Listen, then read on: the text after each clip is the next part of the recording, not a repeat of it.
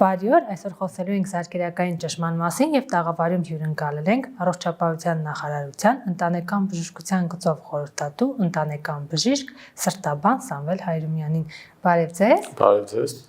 Ինչ է զարկերակային ճնշումը։ Զարկերակային ճնշումը բոլոր մարդիկ ունեն զարկերակային ճնշում, երբ որ կազմված է երկու բաղադրիչից՝ սիստոլիկ զարկերակային ճնշում եւ դիաստոլիկ զարկերակային ճնշում, նորմայում դա 110-ից 120, 70-ից 79 մմ սնդիկիսյան ցուցանիշներում է, բայց գիտենք, որ շատերի մոտ ունենում ենք ճնշման բարձրացումներ, որի մասին կարծում եմ այսօր կխոսանք։ Որ դեպքում է ճնշումը համարվում բարձր եւ կարող է մարդը ամբողջ կյանքում ունենալ բարձր ճնշում եւ չիմանա դրա մասին։ Այո, ցավոք սրտի հաճախ լինում է նաև առանց գանգատի ճնշում բարձրացած, դրա համար կա սկրինինգ հասկացողություն, ցանկացած մեծահասակ քաղաքացի, երբ որ դիմում է իր պոլիկլինիկան որևէ խնդրով, պոլիկլինիկայի բժիշկը առաջնային օղակի կլինի դա ընտանեկան բժիշկը կամ թերապևտը, անկախ նրանից պացիենտը գանգատ ունի թե չէ, ցանկալի է որ չափի ճնշման ցուցանիշները, որովհետև ցավոք սրտի հաճախ տարիներով կարող է մարդը ունենալ բարձրացած ճնշում եւ չիմանալ դրա մասին եւ այդպես պատահական հայտնաբերել։ Եվ նաև էլի ցավոք սրտի մեր պացիենտները կարծում են, որ եթե գանգատ չունեն, ուրեմն իրենց չի վնասում ճնշումը եւ հաճախ մենք հայտնաբերում ենք բարձր թվեր ու պացիենտը ասում է, բայց ես ինձ լավ եմ զգում, դա իմ ճնշումն է, ես լավ եմ, ինչ չի խանգարում, ցավոք այդպես չէ։ Եթե ճնշման ցուցանիշները նորմայից բարձր են, ճնշումը վնասում է օրգանիզմին։ Յուրաքանչյուր մարդ ունի իր ճնշման նորմ։ Օրինակ շատ հաճախ երեխաների մոտ, դեռահաս տարիքում, երիտասարդների մոտ կարող է լինել ճնշումը 90-60 եւ դա իր համար լինի նորմալ, իրոք այդ պարագայում դա անհանգստացնող չէ։ Սովորաբար ուղեցույցներով նորմալ ցուցանիշները համարվում են մինչև 120 սիստոլիկ ճնշման համար եւ դիաստոլիկ ճնշման համար մինչև 79, այնտեղ 119, այստեղ 79 մմ սնդիկիսյան։ Եվ երբ սկսում է բարձրանալ 120-ից մինչև 139 եւ դիաստոլիկ ճնշման համար 80-ից 89, սա արդեն համարվում է բարձրացած զարկերակային ճնշում նոր ուղեցույցով։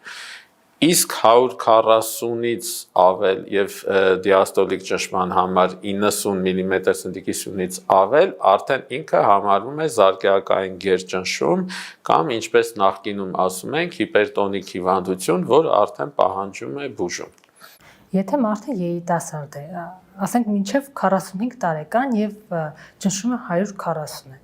այդ դեպքում բուժում պահանջվում է, թե ասում են երիտասարդ է դեռ չպետք է խմի։ Նայեք, այ ձեր ասած թվերի դեպքում, երբ նոր ասենք 140-90, դա արդեն համարվում է առաջի աստիճանի զարկերակային գերճնշում, նոր ուղեցույցով այդ թվերի ժամանակ արդեն խորհուրդ է տրվում սկսել բուժումը,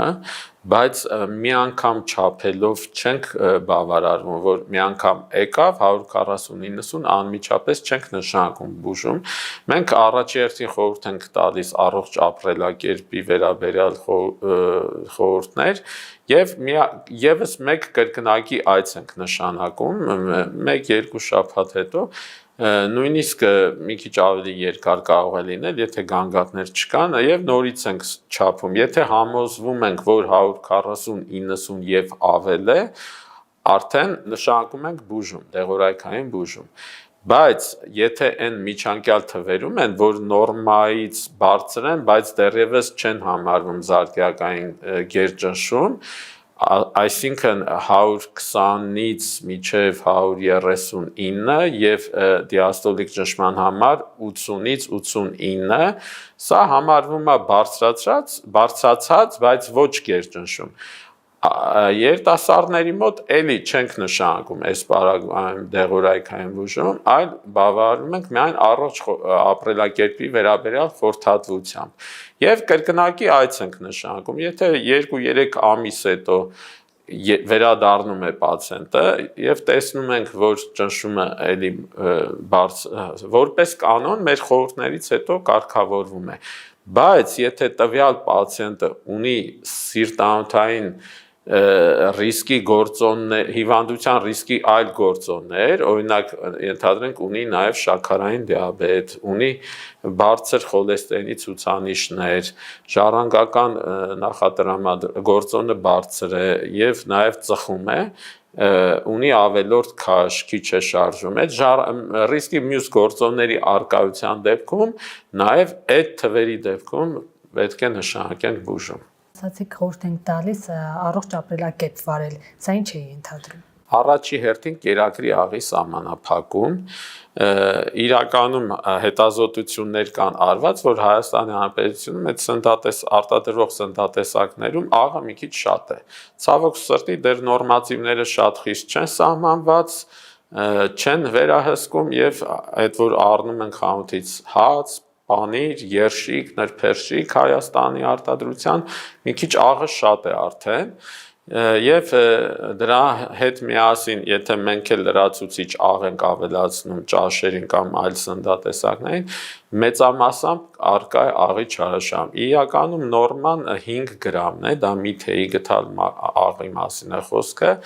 դրանից ավելը արդեն համարվում է չարաշահում եւ պետք է սահմանափակել։ Երկրորդ կարևոր խորհրդատվությունը ֆիզիկական ակտիվություն, օրական խորհուրդ ենք տալի գոնե շաբաթական 5 օր 30 րոպե թեթև ֆիզիկական վարժություններ, օրինակ քայլ, վազք եւ գոնե 2 րոպե մի քիչ ավելի ծանր ուժային ֆիզիկական վարժություններ։ Այդ ամեն ինչը դա կարող է բերել եթե ավելորդ քաշ ունի, խորհուրդ ենք տալի ավելորդ քաշի պակասեցում։ Եթե պացիենտը ծխում է, իհարկե խորհուրդ ենք տալի հնարավորինչափ խուսափել, դադարեցնել ծխելը։ Եվ եթե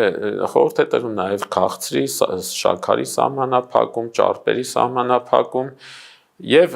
կան հետազոտություններ հստակ, որ 6 ամսվա ընթացքում, եթե պացիենտը այդ խորհուրդները իրականացնում է եւ եթե հաջողվել է ենթադրենք 5 կիլոգրամ նվազել այդ հետազոտություններով, հենց այդ թվերը ֆիքսված են, սիստոլիկ ճնշումը հաջողվում է 5 մմ-ով իջացնել եւ դիաստոլիկ ճնշումը 2-3 մմ-ով իջացնել։ Եվ եթե դրա հետ միասին ունենում ենք նաև ֆիզիկական ակտիվություն, այսինքն իմ ասած շաբաթական գոնե 5 օր 30 րոպե տևողությամբ թեթև ֆիզիկական վարժություններ եւ 2 օրն էլ մի քիչ ուժային ծանր ֆիզիկական ակտիվություն, դրա արդյունքում եւս 5 մմ-ով կարող է նվազել սիստոլիկ ճնշումը, արդյունքում կարող ենք 6 ամսվա ընթացքում այդ ցուցանիշները ապահովելով 10 մմ-ով պակասացնել։ Իսկ ելի հետազոտությունները փաստում են, որ այդ ճնշման նվազեցումները էականորեն պակասացնում են սպասվող սիրտանոթային բարդությունների ռիսկը, այսինքն սրտամկանի ինֆարկտ, ինսուլտներ, երիկամների հիվանդություն, աչքերի վնասումներ, որոնք համարվում են ճնշման վնասման թիրախ օրգաններ։ Եթե մարդը ունի բարձր ճնշում, սա ենթադրում է, որ անպայման սրտի հետ կապված խնդիր է ունենալու։ Եթե երիտասարդ տարիքում, որպես կանոն, եթե ճնշման բարձրացում է լինում, դա պայմանավորված է լինում այլ մեծամասամբ այլ օրգան համակարգերի հիվանդությամբ, դա համար դա կոչվում է երկրորդային գերճնշում։ Այսինքն որևէ օրգան համակարգում կա ամենահաճախը երիկամների հիվանդություններն են, որոնք կարող են բերել ճնշման բարձրացման։ Հաճախ նաև էնդոկրին խանգարումներ, օրինակ վահանագեղձի հիվանդություն, հարվահանագեղձի հիվանդություն, ֆեոխրոմոցիտոմա, կան նաև ենթադրենք խոշոր զարկերակների հետ աորտայի արատներ կարող են լինել, այլ զարկերակների հիվանդություններ, որոնց պատճառով առաջացած ճնշումը երկրորդային գերճնշում է կոչվում։ Այսինքն առաջնային հիվանդությունը հայտնաբերելով եւ բուժելով կարող ենք կարգավորել ճնշումը։ Իսկ մեծահասակների մոտ ավելի կարող է որևէ օրգան համակարգի հիվանդություն չլինի առաջնակի, այդ դեպքում արդեն ինքը համարվում է նախկինում ասվում էր էսենցիալ հիպերտենզիա, մենք այժմ ասում ենք զարկերակային գերճնշում, որտեղ մի քանի մեխանիզմներ են ներառված, բարդ պաթոֆիզիոլոգիական մեխանիզմներ։ Հիմա եթե երիկամի քար ունի մարդը, մեխանիկորեն ճնշումը կգործի։ Չէ, երիկամի քարը կարող է տարիներով իրեն չխանգարել, այ եթե այդ երիկամի քարը հաճախակի գնա խցանի երիկամի միզածորանը եւ արդյունքում վնասվի երիկամի արդեն վնասման դեպքում կարող է առաջանալ այդ երկրորդային գերճնշում։ Նույն ձևով, եթե հաճախակի ունենում են միզուղիների վարակներ, բորբոքումներ, էլի շատ հաճախ կրկնվող եւ ոչ լավ բուժվող վարակները կարող են տարիների ընթացքում բերել երիկամների էական վնասման, նոր առաջանա երիկամային գերճնշում։ Բարձր խոլեստերինը, մեր իմացած վատ խոլեստերինը նպաստում է ճնշման բարձրացմանը կամ եթե ճնշումը բարձր է, սա ենթադրում է, որ խոլեստերինը բարձր է։ Չէ, խոլեստերինի բարձրացումը առանձին անկախ ռիսկի գործոն է, նույն ձևի նաև շաքարային բարձր գլյուկոզայի պարունակությունը, երբ որ առաջանում է շաքարային դիաբետ, դրանք առանձին ռիսկի գործոններ են, որ եթե զարկերակային գերճնշումը ուղեկցվում է նաև խոլեստերինի բարձրացումով, բարդությունների հավանականությունը մեծանում է։ Ցավոք սրտի խոլեստերինի, ցավոք սրտի չէ, այդպես է, խոլեստերինի բարձրացումը չի ուղեկցում որևէ գանգատով, բայց ինքը դանդաղ իր սև գործը, այսպես ասած, անում է, այսինքն տարիների ընթացքում, որ անոթների պատերը սկսում են կարծրանալ, այդ վատ խոլեստերինի արդյունքում ձեր ասած կուտակումներ են առաջանում, աթերոսկլերոտիկ վահանիկներ են կոչվում եւ այդ անոթի պատը սկսում է, լուսանցքը սկսում է նեղանալ եւ այդ հատվածում հեշտությամբ կարող է առաջանալ թռոմբ եւ եթե այդ process-ը լինում է սրտամկանի սնուցող զարկերակներում առաջանում է սրտամկանի ինֆարկտ, նույն process-ը ուղեղի անոթներում արդեն առաջանում է իշեմիկ ինսուլտ։ Նույնը կարող է լինել երիկամների զարկերակներում, ստորին վերջույթների կամ քնային զարկերակներում, համապատասխան օրգանի սնուցում արյան մատակարարումը կարող է սուր կերպով վնասվել, որը այդ անմիջապես պահանջվում է հոսպիտալացում եւ հետագա բուժում։ Դրա համար շատ կարեւոր է անկախ նրանից գանգատ ունի թե չէ, զարկերակային գերճնշումով պացիենտներին տարեկան մեկ անգամ, այո, պետք է ստուգել խոլեստերինի ֆրակցիաները, պետք է ստուգել գլյուկոզայի առկայությունը եւ շեղումների դեպքում նշանակել համապատասխան բուժում։ Հնարավոր է մարդու ճնշումը բարձրանա միայն գիշերը։ Այո, այդպես էլ է լինում, որ երբեմն օրինակ լուսադեմին տենց էլի հետազոտություններ կան, որ ինսուլտներ են հաճախ լինում կամ սուր սրտային պատահարներ, դրա համար կարևոր հետազոտություն կա այդ զարկերակային գերճնշման ախտորոշման ոսկե ստանդարտ է համարվում, հատուկ սարք է, միացնում ենք ձեռքին պացիենտի, ճնշտոնոմետր է, բայց էլեկտրոնային, ինքը 15 րոպեն 1 եւ գիշերը քնած ժամանակ 20 կամ 30 րոպե 1 մենք ոնց որ կկարգավորենք, ավտոմատ սարքը միանում է, ճնշումը չափում է ու գրանցում է եւ այդ հետազոտության շնորհիվ մենք հայտնաբերում ենք, որ իր ճնշման բարձրացումներ կան եւ նշանակումները այնպես են իրականացնում, որ ամբողջ օրը ունենանք նորմալ թվեր։ Հաճախ ասում են, եթե ճնշումը բարձր է, պետք է ոտքերը դնել տաք ջրի մեջ։ Երբեմն սառը, հիմա տաք է սառ։ Նշանակ, նայեք, տաք ջուրը ինչ ազդեցություն ունի, անոթները լայնացնում է եւ դրա արդյունքում ճնշումը իջնում է։ Նույն ձևով մեր շատ պացիենտներ գերճնշումով ամառվա շոկերին, էլի շոկի հետևանքով անոթների լայնացման արդյունքում ամառվա շոկերին հաճախ ճնշման ցուցանիշները նվազում են եւ մենք հաճախ դեղերի դեղաչափը պակասացնում ենք։ Սառը հակառակը նպաստում է անոթների սպազմին եւ հակառակ դեպքում, եթե ճնշումը ընկած է, սառը ջուրը կնպաստի, որ մի քիչ բարձրանա։ Իդեպ, եթե մարդու ճնշումը գիշերն է բարձրանում, դեղը ճիշտ կլինի գիշերը խմել։ Այսօրվա դեղերի մեծամասնությունը 24 ժամյա ազդեցություն ունեն եւ դրա համար ինքը առավոտ է նույն ժամին, որ խմում է, մինչեւ մյուս առավոտ պահում է ճնշումը։ Արդյոք 50 տարեկանից հետո բոլորը բախվում են այս խնդրին, ունենում են ճնշման բարձրացում։ Չէ, մի քիչ Հայաստանում ճնշումով բարձր ճնշումը պացիենտների թիվը շատ է, մի քանի տարի առաջ նման հետազոտություն է իրականացվել, գրեթե 50%-ներ մեծահասակ բնակչության, որ ունեին բարձրացած ճնշում, իրականում սարսափելին ոչ թե նա է, որ շատ են ճնշումով հիվանդներ, այլ նա է, որ շատերը չեն իմանում եւ այդ ովքեր էլ եւ չեն իմանում, բուժում չեն ստանում եւ նաեւ ովքեր իմանում են ու բուժում են ստանում, իրանց մի մասը չի հասնում թիրախային ցուցանիշներին, այսինքն այն թվերին, որին հասնելուց այդ բարդությունների հավանականությունը էականորեն պակասում է եւ դրա համար բժշկի գործը նա է, որ համ վախ հայտնաբերի այդ թաքնված առանց գանգատի գերճնշումը եւ ճիշտ բուժում իրականացնի, որ հասնի թիրախային ցուցանիշներին։ Այդ դեպքում գերճնշման ախտանշանները որոնք։ Նայեք, մի քիչ առաջ ասեցի, գերճնշումը վնասում է 4 հիմնական թիրախ օրգաններ՝ սիրտը, գլխուղեղը, երիկամները, աչքերը։ Նու սիրտը նաև ծայրամասային զարկերակները, սիրտանոթային համակարգը, այդպես ասենք,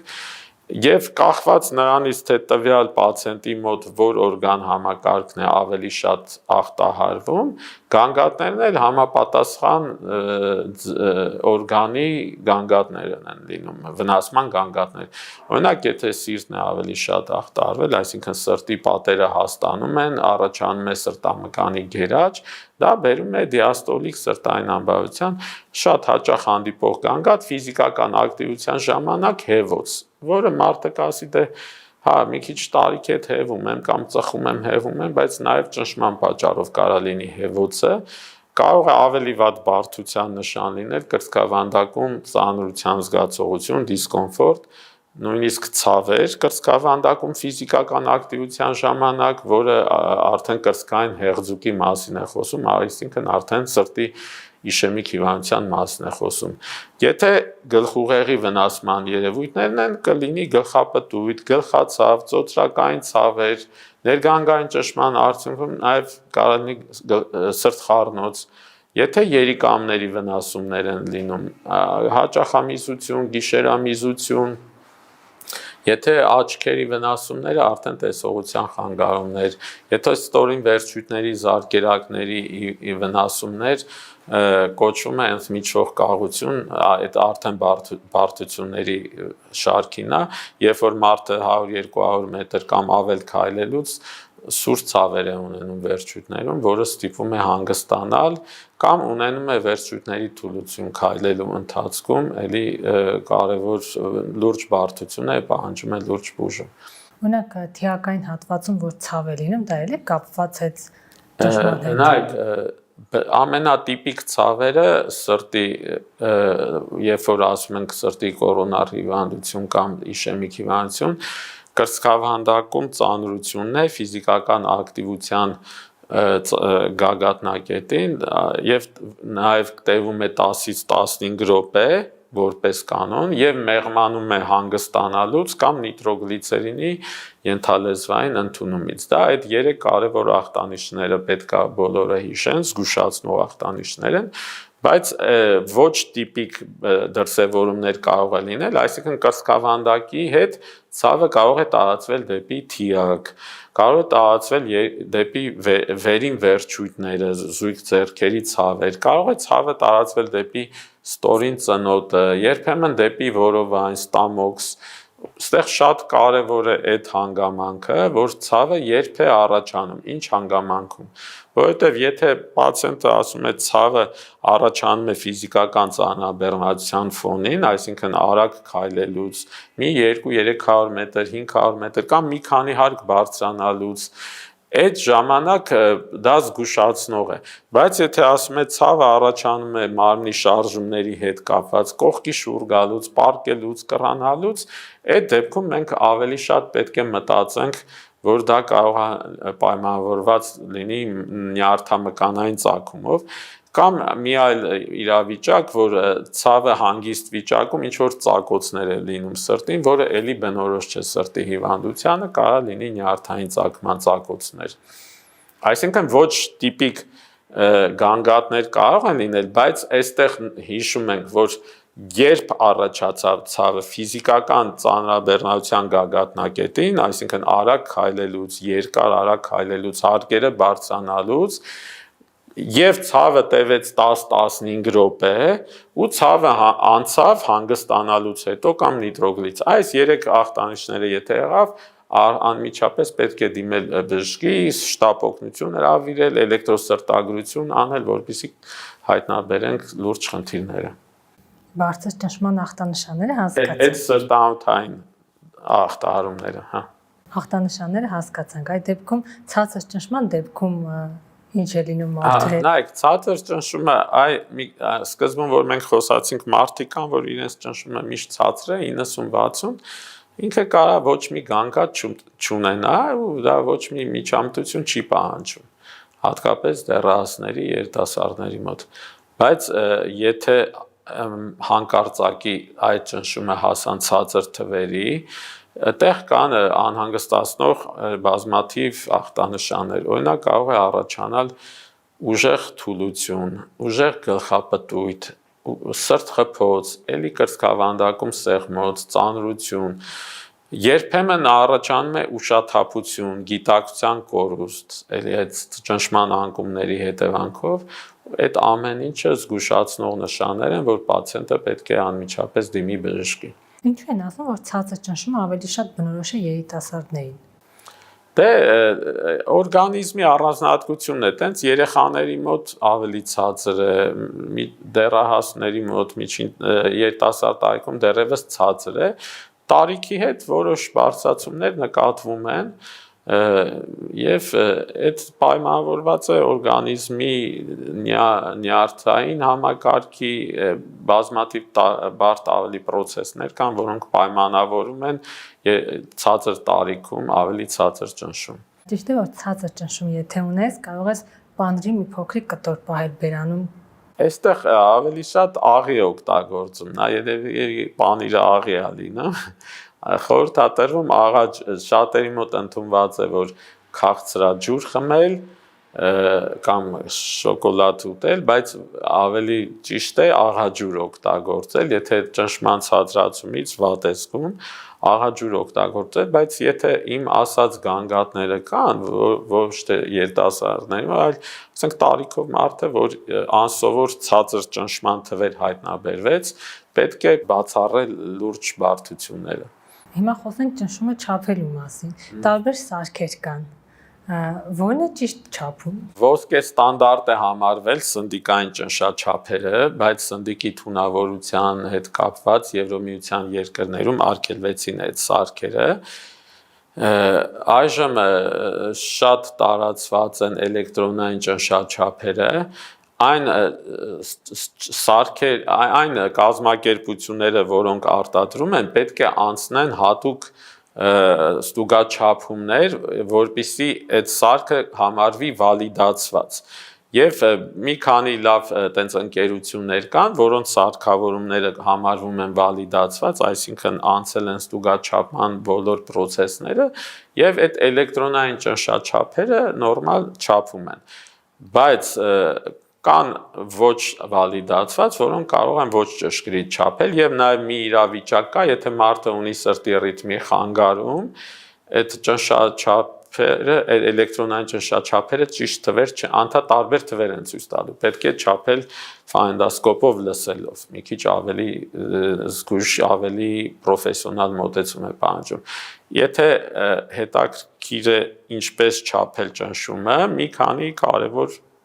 պայմաններ։ Առաջինը նաև կարևոր է մանժետի չափը։ Եթե մարդը ավելի գեր է եւ ձեռքը բազուկը ավելի լայն է, կան հատուկ լայն մանժետներ։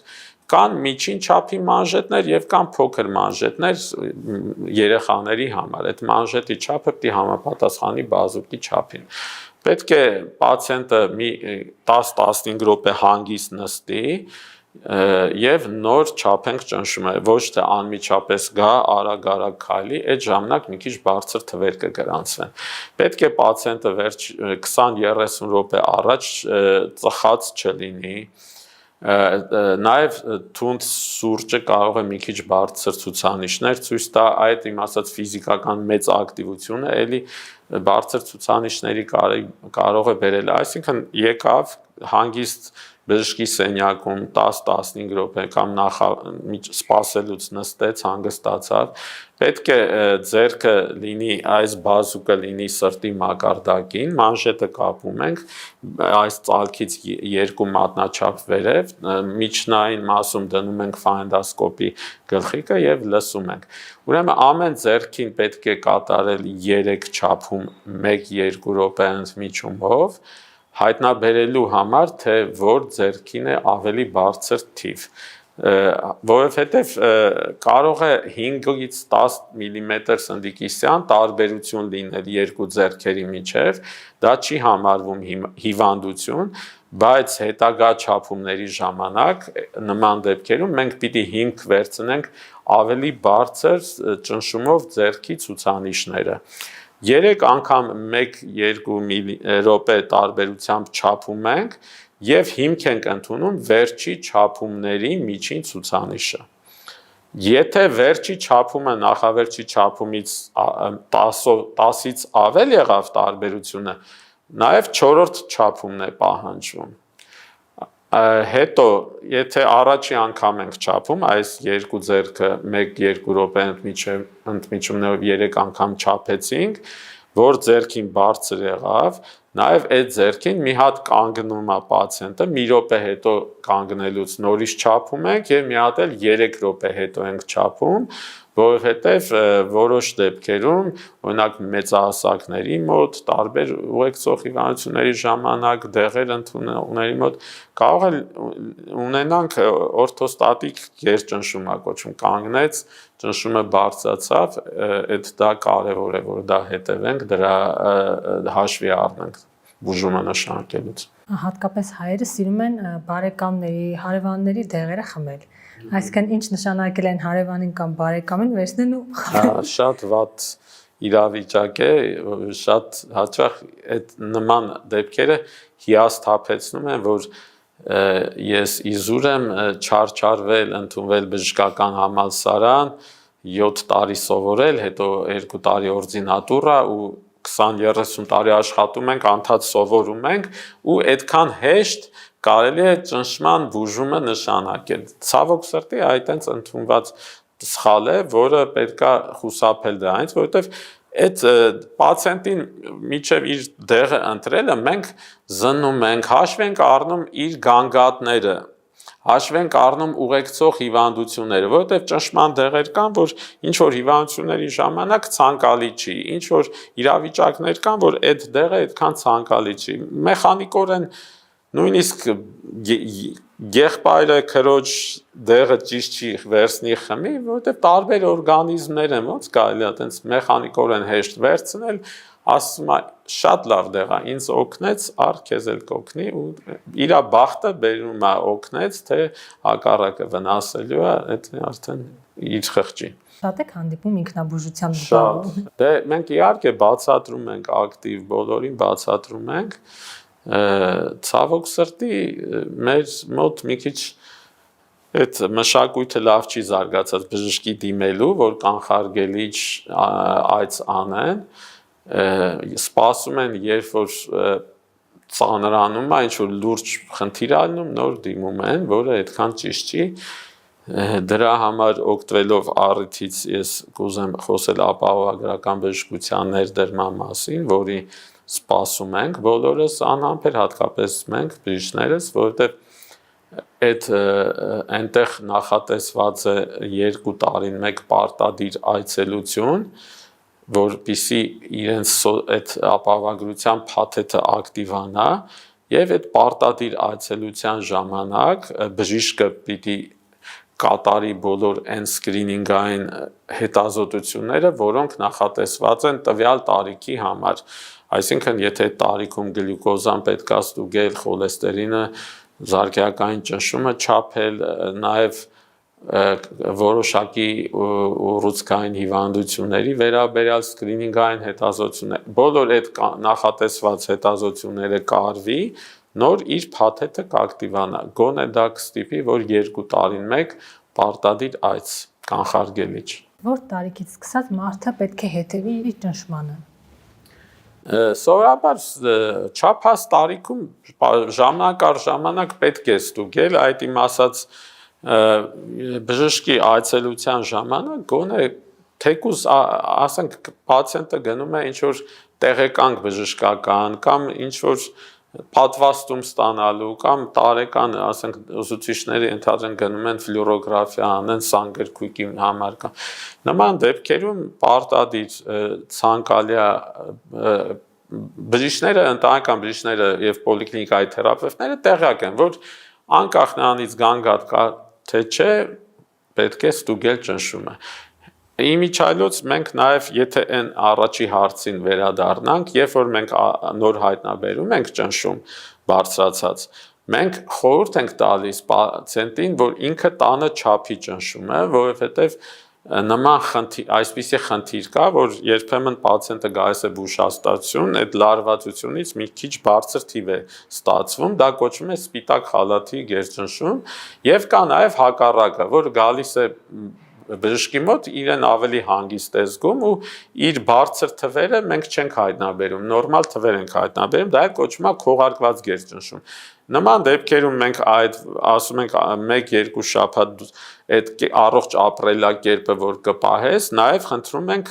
առավոտյան երեկոյան չափեք ճնշումը, գրանցեք եւ ներկայացրեք մեզ, որովհետեւ տան չափումները շատ կարեւոր են։ Վստահում եք տան չափումները, որ մենք սովորացնում ենք, հա, հիմա շատերը ունեն մեն ճնշաչափ եւ եթե չէ խորհուրդ ենք տալի, այդ էլեկտրոնայիններով հեշտ է բավականին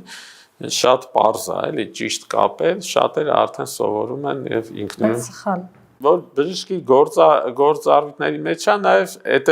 սովորացնել ինքնուրույն պացիենտը պիտի կարողանա ինքնուրույն նույն ձևով գլյուկոզան դիաբետով պացիենտները սովորում են իրենց գլյուկոզան չէ չափել վերահսկել նույն ձևով նաեւ ճնշումը ճիշտ չափեն պիտի մենք սովորացնենք բացատրենք եւ որպես կանոն սովորում են արդեն իրանք սկսում են վերահսկել Շնորհակալություն Ես եմ շնորհակալ Մենք զրուցում էինք Առողջապահության նախարարության ընտանեկան բժշկության գծով խորհրդատու ընտանեկան բժիշկ սրտաբան Սամվել Հայրումյանի հետ